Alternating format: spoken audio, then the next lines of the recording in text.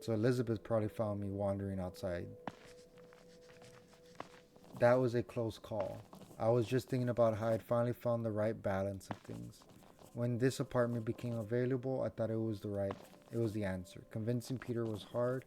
He didn't want you to move at all. But nights like this make me think you should move even closer. In with me downstairs. But then I wouldn't have any distance, and that won't work for either of us. So that brings into important conversations. It is easier, I would say, maybe to grow older and grow old and process through this disease because of memory in a home I am very familiar with and that I've been around for a long time. So that would be good. There's a lot of issues with that house though. One, the stairs. The stairs are something I would not. Um, the stairs are not something I would like. Hold on. It's because I had this pop up. The stairs are not something that I would like. Um, the other thing is proximity. So here, Elizabeth wanted me to move in this apartment because she's just downstairs. If something happens, she can get to me in 2, 3 minutes. Um, if I were wandering outside my house in my previous home, nobody would have been there to catch me. And that's how we started the game. I was already in a bus stop and I don't remember how I got there. Elizabeth had to go get me. Um, so moving me closer is good in the sense of support is close by, but I'm in an unfamiliar home. Depending on the stages, I would say, not I don't want to say the stages, but depending on um, the the Alzheimer's, sometimes a sudden change in routine or a sudden change in setting can have a temporary exacerbation of what my memory is. This is why when someone with some form of dementia is admitted into a nursing home or a long term care community, they may have worsening presentations for the couple, 2, 3 weeks. And so that is something that is a possibility. Now, Elizabeth wants me to be closer because she is acknowledging that I need more assistance. I am no I don't want to say I'm no longer safe to be alone, but I am not safe enough to be alone completely. I need certain support systems in place so I don't wander. And if I do wander, I know what my home is or where my home is. Um, and if I am wandering outside of the home and they're already putting stickers, sticky notes on the stove, my plants are dying, my medications are being different. They've already made home modifications to the bathroom, so that may be signs of needing of. I don't want to say functional decline is the right word, but my function is different. It's changing. I'm becoming more dependent on support, more dependent on a supportive environment, and the support of my loved ones. So Elizabeth has already previously, since that pizza party, has already expressed that she is struggling with managing all these different responsibilities that she is having. Um, so having me in her home probably isn't, I don't want to say it's not for the best, but she's already experiencing burden. She's already experiencing stress. This is where conversations like being in a long term care facility is important or community. I guess I'll leave it there for now. I don't want to get too much into that. Um, I'll apologize. I'm sorry. I didn't know how I Tried not to bother you. Tried to get my back myself. Mom, it doesn't help me when you beat yourself up for things you can't change. I shouldn't have said that. I don't even know why I'm so... I shouldn't be talking to you about this. So she's experiencing care burden. And I am feeling like a burden. I know something is going on. I want to be independent. I don't want to cause my children stress. Um, but these are things that I have no control over. Elizabeth, whatever happens, I'm still your mother. You can always talk to me. You're so selfless, Mom, but you always take on too much. Guess I learned from you, huh? You know, when Peter and I were little and Grandpa was living with us, I don't remember you ever complaining while you took care of him. Not once.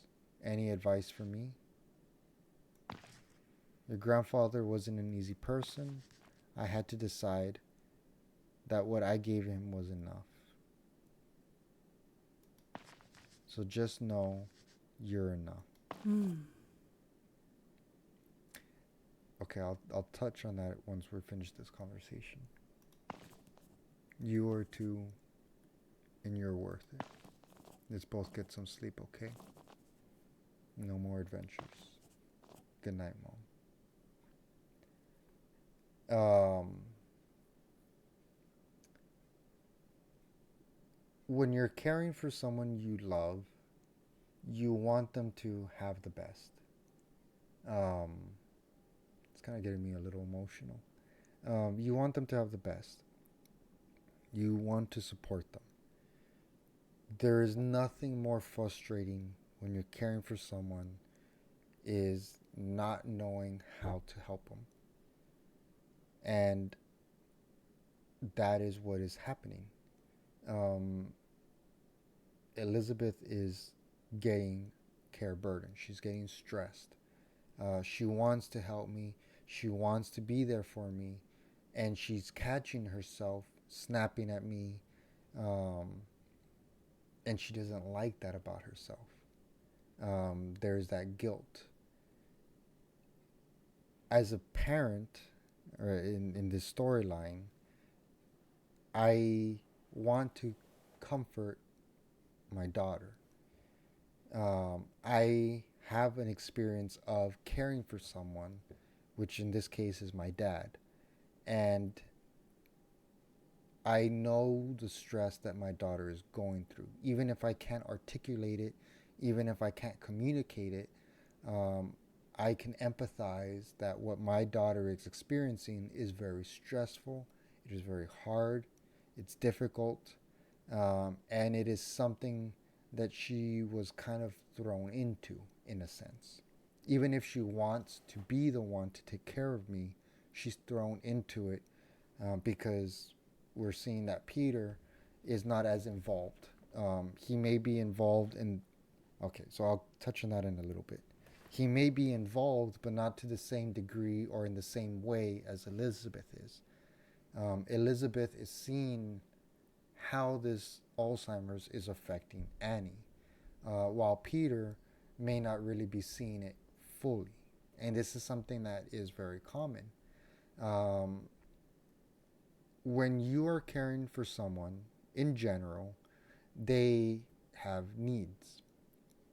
And the more assistance they need, the more you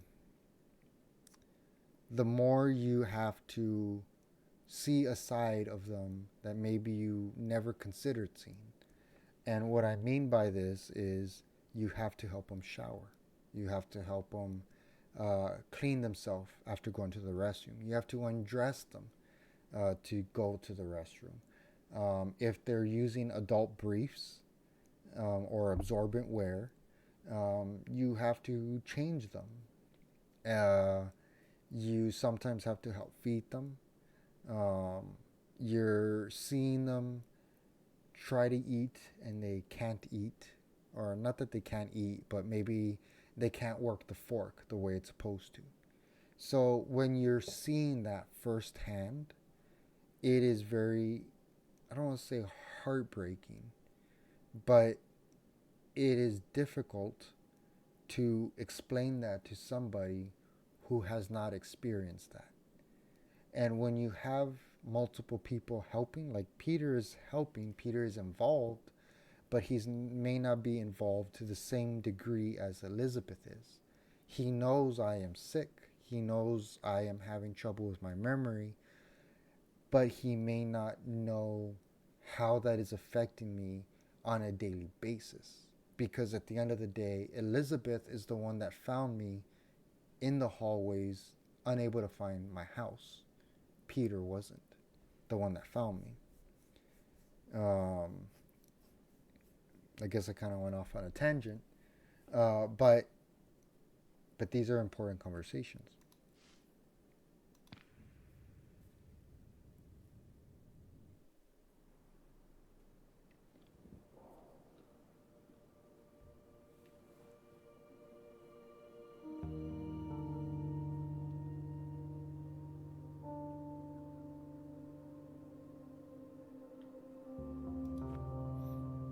So now I'm not recognizing, or maybe I'm not even engaging with Max anymore. Water plants.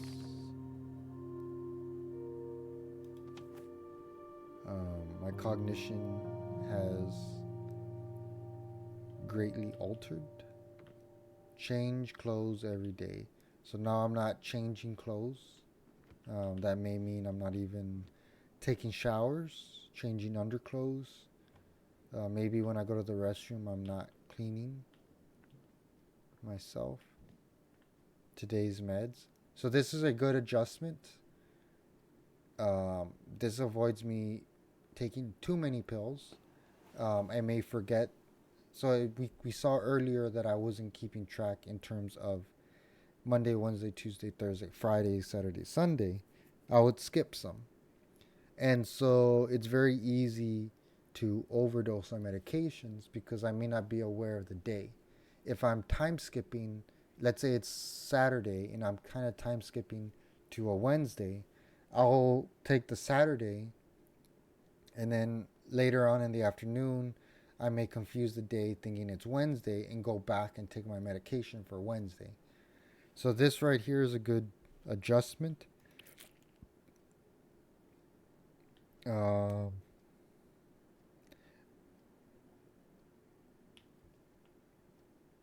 okay. I won't comment on the toilet. Call Elizabeth if you want to go out. This is gonna make this is good, like I said. This is really good to stop me from leaving or reminding me not to leave. They took the keys. I don't know. I don't remember if they were car keys or house keys. Throw food out if moldy. Don't touch.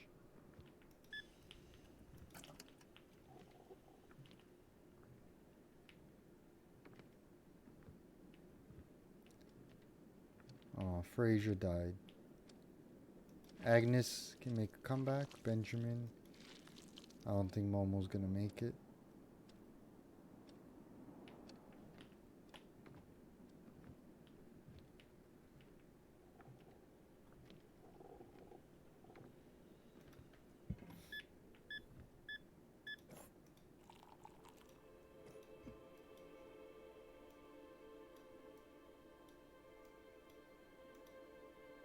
So we put that there. So I watered the plants, took my medicine, fed Momo. Oh no, took my coffee.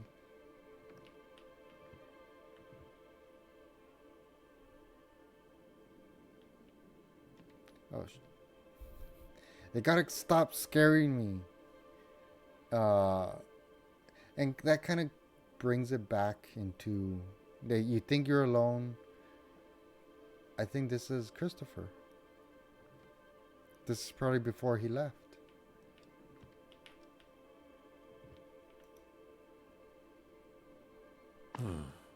Been a while, huh? You know, I've been meaning for us to talk more. Well, you know.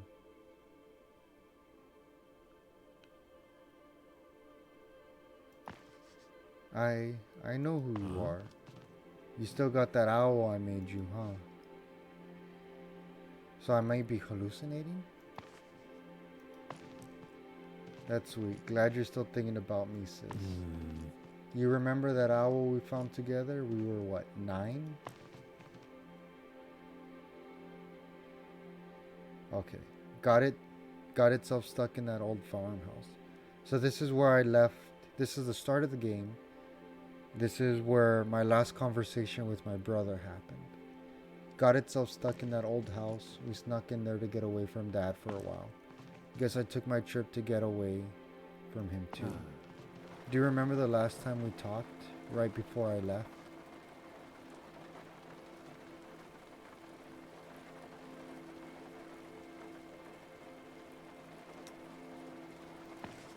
You're not here. This is just one of my slips.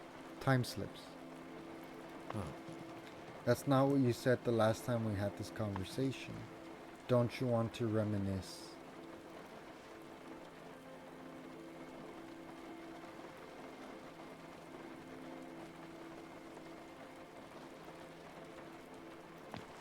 I don't remember what I said. I tried writing to you in Tunisia, but you were so hard to find. You wouldn't call me back. I already said, I promise you. You worry like mom used to. Are you really here? You know, sis, we could spend time worrying about that. Or you could say what you would say if I were here. Huh. Damn, what timing. There's the bus. Listen, 2 months, absolute maximum. Tell me what the doctors say about Dad. Don't keep things from me, okay? Time to go fly. Time will go by. Time will. Ah, time's going to fly by faster than you think. Anything to say before I take off?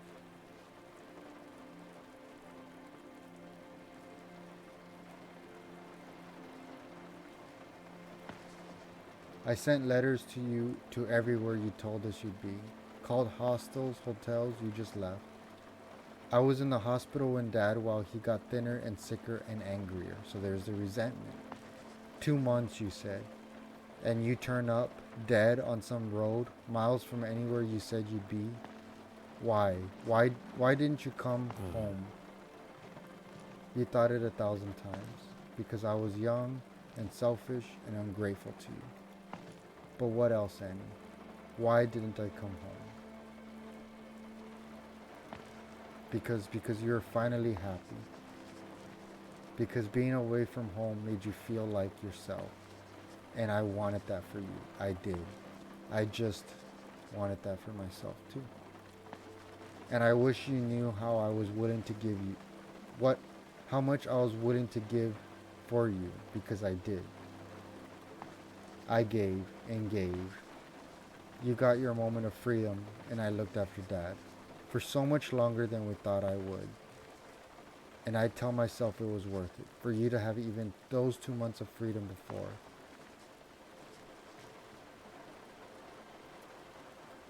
That's what I want you to know. What I wish I'd said to you. That you're worth it. Worth the work I gave you and Dad. You were worth it. Oh. I've never heard you talk about him like this. I'm probably talking about, yeah, to Peter. So I'm so sorry you've been holding on to this. I had no idea.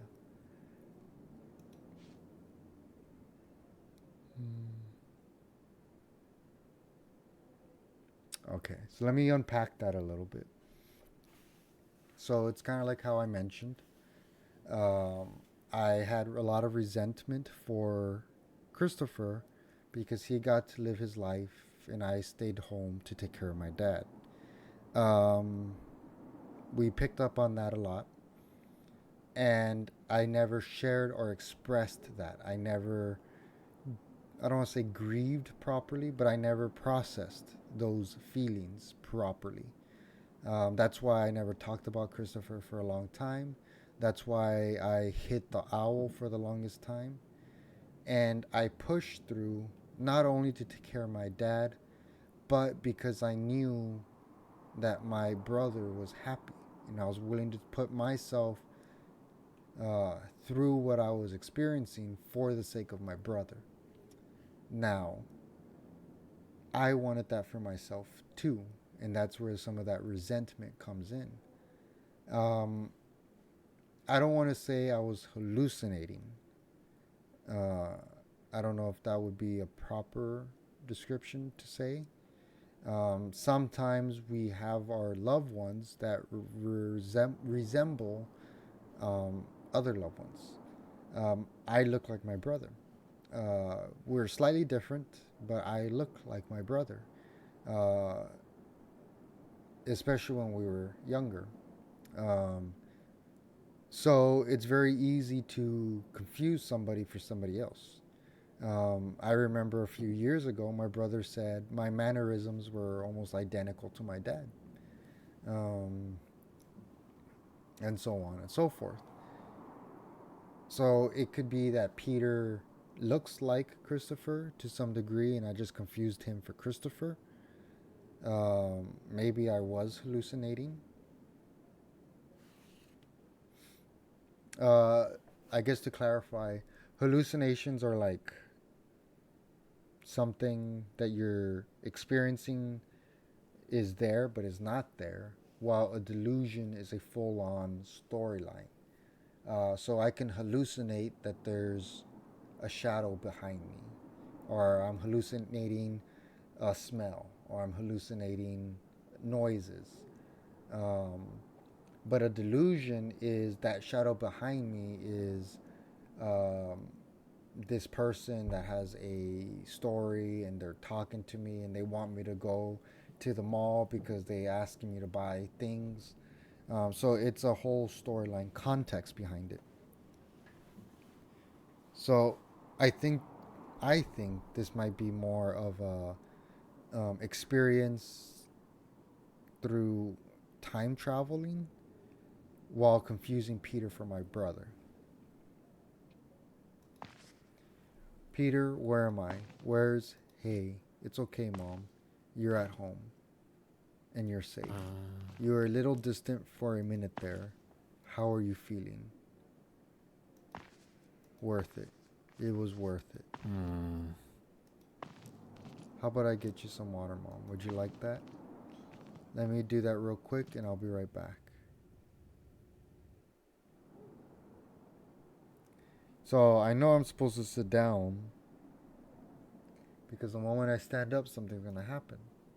And Peter's going to say, I said, wait. You were worth it. Oh, it has a little initials. My plants are dying.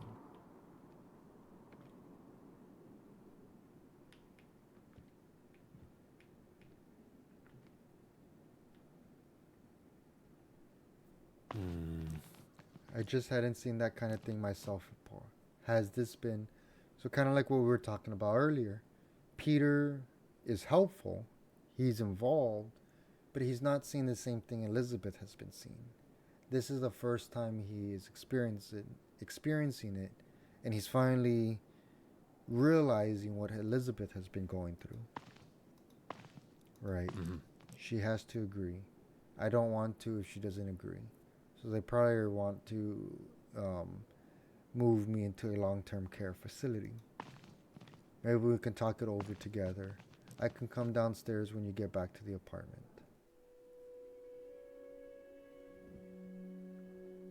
So they're packing my stuff up. Finish family tree.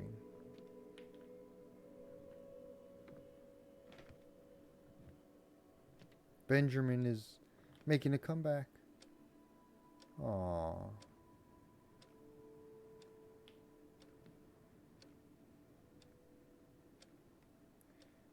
So that might be one of the nurses, nurse assistants, staff members. Looks like Peter though.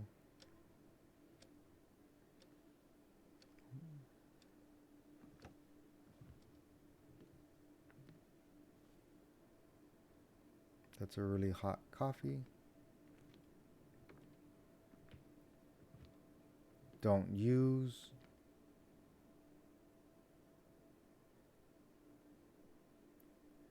So that's to help me remember, I guess, whose cup is belongs to. 206, I'm guessing, is my room instead of my name, which I would prefer would be my name.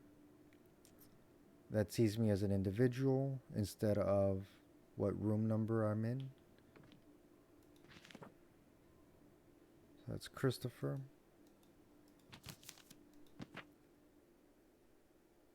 That's a nice picture.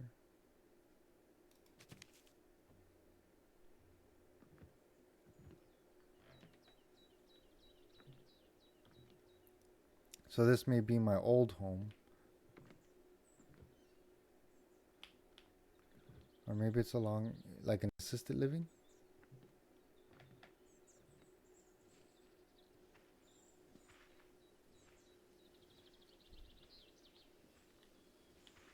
There's walls. There's fences.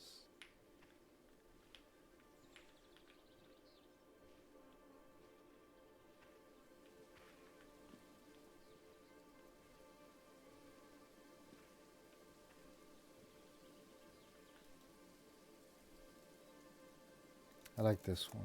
Kind of like he's a wanderer.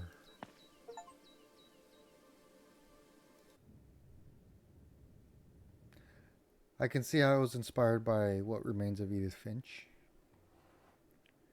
Okay, so let's talk about this bathroom. So now I'm in a long-term care facility. I guess this is my room. I don't like this bathroom. Let me explain why. One,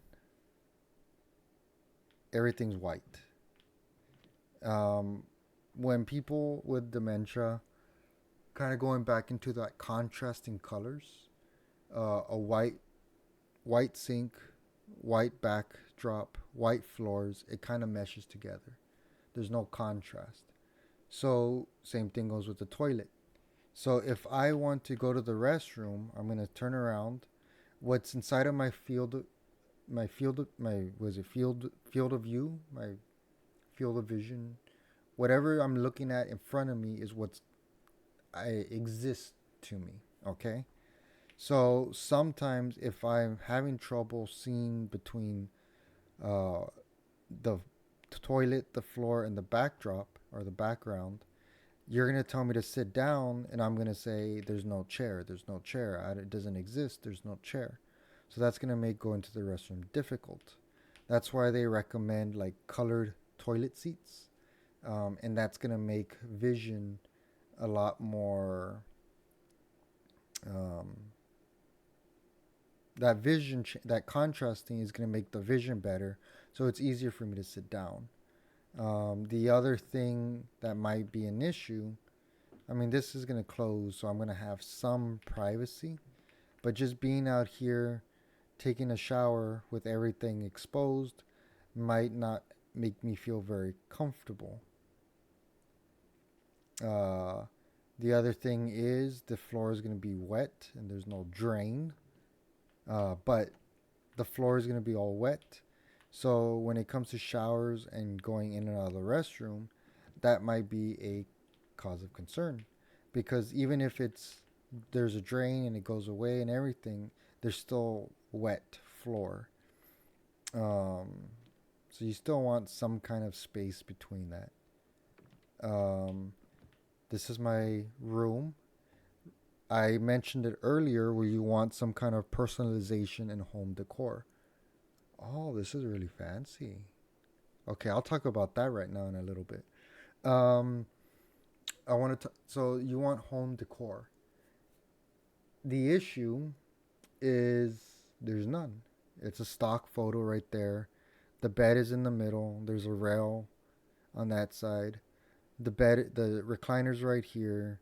There's my glass of water, and that's it. There's no family pictures. There's no that owl my brother made. There's no plants. I get the window. It looks like I'm in a top floor. I get the window, which is nice. Um, but it's like right on my face. So that may affect like sleep and stuff. But the other thing I want to talk about is this.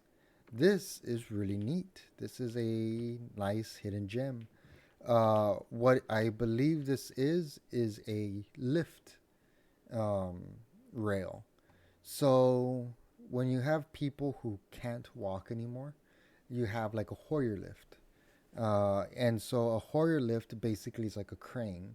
Instead of picking somebody up manually, you put them in a sling and then you lift them up with the Hoyer lift or that crane, and you transfer them somewhere else.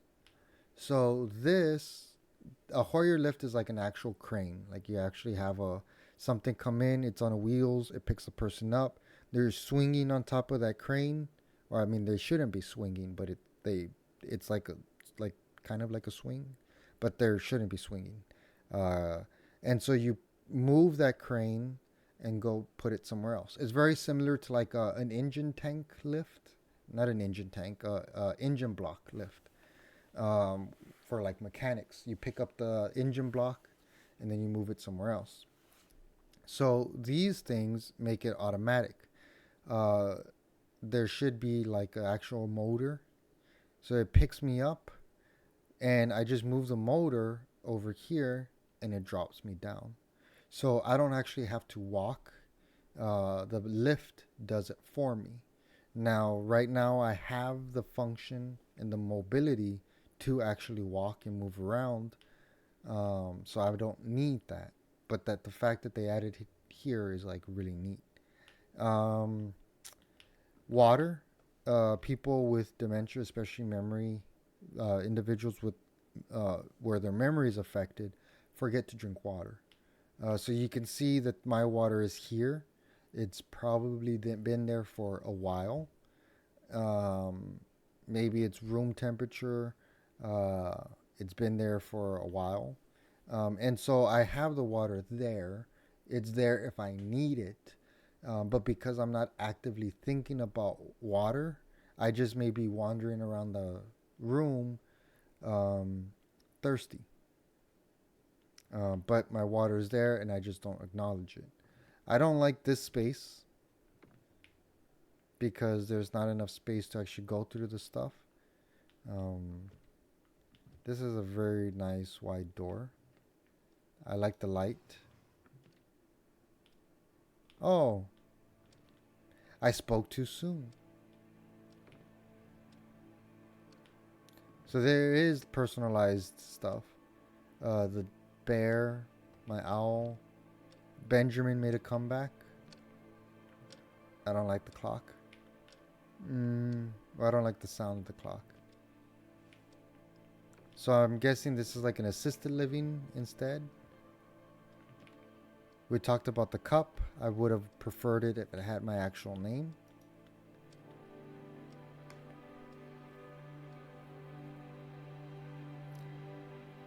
Um,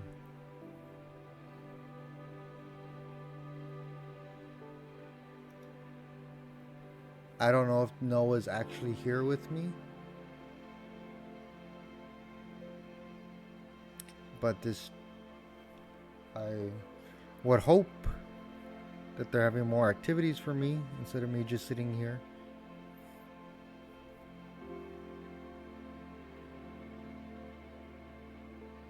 In terms of the facility, not like the game.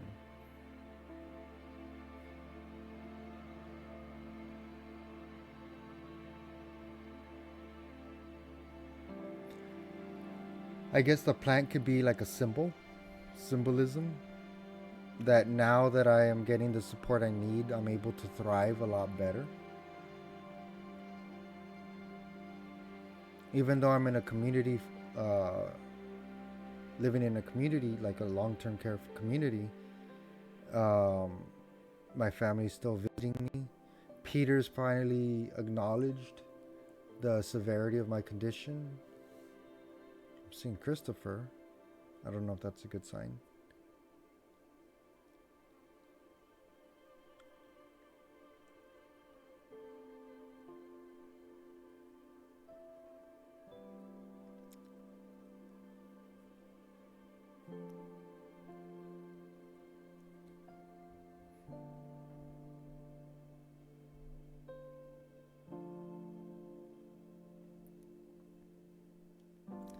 Autoscopia Interactive.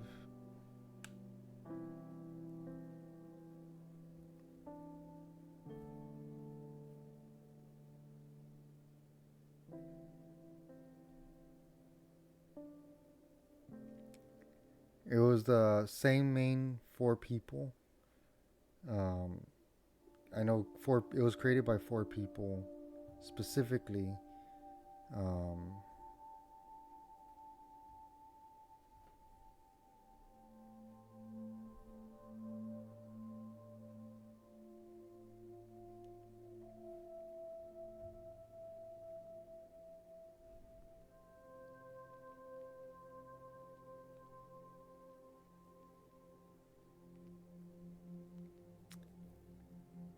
I'm guessing this is actually Annie,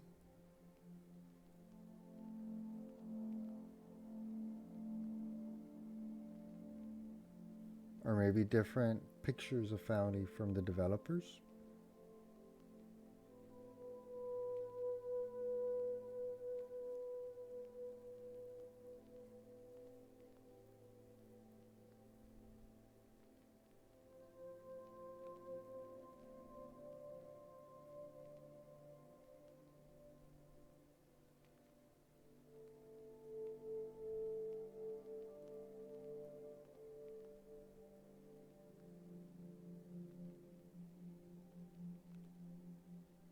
I think they took 7 years to make the game.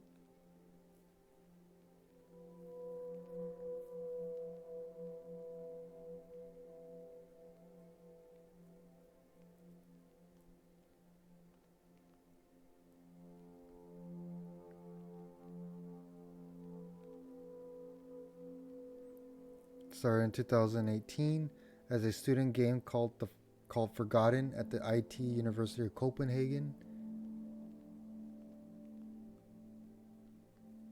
So yeah, 7 years.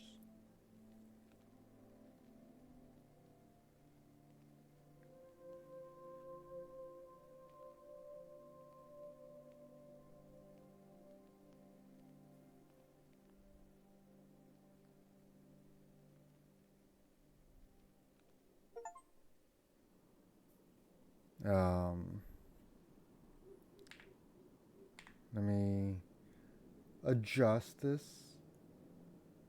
I enjoyed the game. I I got pretty a little bit emotional um, during the game, especially that conversation with Elizabeth when she caught me wandering outside my home.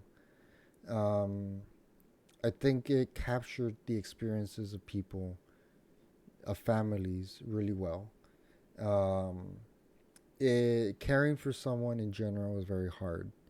Caring for someone with some form of dementia or cognitive changes is really hard. I work with a lot of families and people with dementia, and everybody has a very different experience. But what is shared is that it is a very stressful experience. Sometimes people, you hear stories of people who take a shower in the middle of the night. They put the hot water, they put it on hot water. So they take a shower in hot water and it ends up burning them. If you don't recognize who your family is and you see them at home, then you may start to think that they're an invader. I mean, even as I was playing the game, it would scare me to see a humanoid figure in my living room. And eventually, I was able to process and realize that it is a family member, or I would recognize them, or I'd put two and two together, and so on. Um, so sometimes people aren't able to do that. And so they start to think that whoever is there with them is an intruder, especially if they don't recognize how they look. Um, and so that's where you start getting individuals who are very aggressive. I had one family member ex- tell me their story of where I don't remember if they pulled out a knife or they just got physically aggressive to the individual. To the husband had dementia, and he didn't recognize the wife. Thought the wife was intruding. I don't remember if he pulled out a knife or he just got physically aggressive towards her to leave the home, and that's what she had to do. She had to pretend it was a wrong home. It wasn't the correct home. So she left. She left the house. She waited a couple of minutes, came back, and her husband was focused on something else, and that ordeal was done. Um, that's another example from another family. Uh, People wander. In the story, we start off the story where Annie is at the bus stop and she is wandering um, at she wandered to the bus stop while reminiscent on a memory of Christopher. That also happens a lot.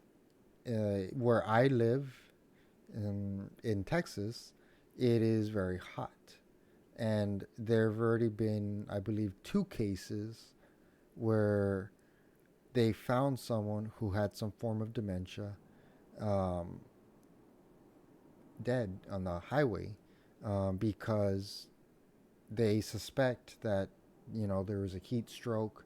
They wandered, they got lost, they got out of the car, um, they had a heat stroke, and they died. Same thing. I've had family members of someone not. I've had stories from families that their loved one just wandered off and they couldn't find them. Um, that's why sometimes you see a lot of I guess advertisements or um, equipment that has GPS, or you have like a shirt or like a bracelet, necklace. I have dementia.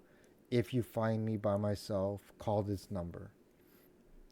And that's how, those are some modifications you can do. Um, so I think the game was a very accurate depiction of experiences of someone with Alzheimer's. Um, I did get emotional. I thought it was pretty impactful. Uh, I'm trying to see if there's anything else I want to talk about. Mm, I would have really liked if it went into the facility experiences a little bit more. And I would have liked to experience end of life. I think those would have been really good experiences because, as someone, Alzheimer's is a progressive disease. And so their cognition, their memory, and the way it's affecting them is going to progressively worsen and affect them even more. And so I think experiencing that in a long term care facility or community would have been very good to experience to show how that may affect their perception of what is around them. Now, long term care communities tend to have a negative stigma to them. In the story, Peter and Elizabeth kept prolonging it, and Peter was against it completely. And they both didn't want to do it until Annie agreed to being moved to a facility or community. Um, Not all communities are bad. There's a lot of issues and things like understaffing and what kind of community you move into. There are things called like memory support units, memory care units, dementia wing, depending where you go, they may have a different name for it. But if they call it a dementia wing, I probably wouldn't suspect that they're going to be that very supportive. Um, but if you have like a memory support unit or a memory care unit, they may be more modernized in their approach to caring for someone who is experiencing cognitive changes. They are specific areas of a community that are meant for people with memory changes. And so they're designed within that facility or within that building, within that community, is meant specifically for individuals with some form of dementia. So there are facilities that are more specialized in care for people with any kind of cognitive changes. That being said, there's a lot of things that go into it. Are they having engaging activities? Is there a good social life? Are they participating or interacting with individuals around them? I kind of gave a little snippet of the bedroom itself, but once we got into the living room, it felt more home like. Um, the restroom needed some work though. But are they? Am I eating in my room? You know, am I eating in my kitchen? So then there's some isolation aspects to that. Am I eating in a cafeteria with other people, other residents there? And if I am, how is that cafeteria designed? Are they bringing me food? Are they helping me eat? Or am I able to eat by myself and they just cook for me? And how do they know if I'm not going to be like aspirating or potentially coughing, which can show signs of aspiration or like choking and so on? So I think experiencing that as Annie would have been really good. I think that would have been a lot harder to do, and I think it may potentially end up putting like long-term care communities into a bad light, um, which is probably not what they wanted to do. But I think that part of the game would have been really, really good to experience. Um, I don't know what else to talk about. I think overall, I really enjoyed the game, and I would definitely recommend it. As they mentioned, it's not meant to be a simulation or like a clinical, I don't know, clinical, in-depth clinical presentation. Um, but I still think it was very accurate, and I would recommend it for a lot of people to play. So thank you for sticking with me through the game. Thank you, Autoscopia Interactive. Thank you for the game. Thank you for sharing your experiences. Thank you for sharing your story and making this available so other people can experience it and connect and relate. If you are a family caring for someone with some kind of cognitive changes, I strongly encourage you to widen your support, but make sure it's a good support team. Seek out local support groups, seek out online support groups, find different ways to manage your stress, find ways for respite services, adult day hab or adult day clubs, or what some people may know as adult day cares. Use anything you can. Caring for someone is very difficult. It's not something you should experience alone. As a care partner, you need to take care of yourself too. Um, I guess that's it.